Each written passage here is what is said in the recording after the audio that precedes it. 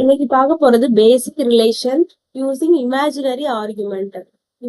Hyperbolic function படிச்சுட்டு இருந்தோம். அதுல இந்த இமேஜினரி ஆர்குமெண்ட்டை எப்படி யூஸ் பண்ணலாம் அப்படின்றத பார்க்க போறோம். ஸோ சைன் ஐஎக்ஸ் ஓட வேல்யூ எதுக்கு ஈக்குவலா இருக்கும்? ஐ சைன் ஹைச்எக்ஸுக்கு ஈக்குவலா இருக்கும்.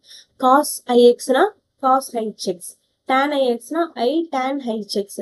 சைனுக்கும் டேனுக்கும் முன்னாடி ஐ வரும். சைன் ஹைச் ஐஎக்ஸ ஐ சைன் எக்ஸ் அப்படின்னு எழுதிக்கலாம்.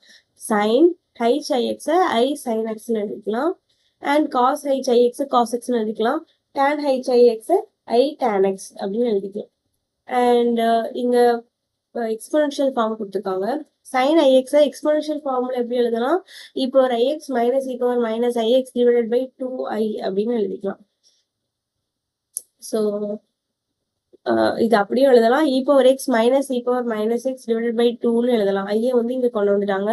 ஸோ ஐ சைன் ஹைச்செக்ஸோட சைன் ஹைச்செக்ஸ் நமக்கு கிடைக்கும்.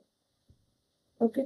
And derived relations sine X அப்படின்னா minus I sine H I X, cos எக்ஸ்னா காஸ் ஹைச் ஐஎக்ஸ், டேன் எக்ஸ்னா minus I tan H I X. So இது எல்லாமே நம்ம ரிசல்ட்டாக படிச்சுக்கிட்டா நல்லது. காஸ் எக்ஸ் வந்து என்ன பார்த்தோம்? காஸ் ஹைச் எக்ஸ் பார்த்தோமா? இங்கே காஸ் எக்ஸ்னா காஸ் ஹைச் ஐஎக்ஸ். ஸோ இதெல்லாம் பார்த்துக்கணும். அண்ட் ஐடென்டிட்டி கம்பேரிசன் ஆல்ரெடி சொன்னதுதான். சர்க்குலர் ஃபங்க்ஷனா sine square X plus cos square X equal to 1. ஹைப்பர்போலிக்ல வந்து எப்படி இருக்கும்? எல்லாத்துலயும் ஹெச் ஆட் ஆயிருக்கும் அண்ட் இங்க மைனஸ் சைன் இருக்கும்.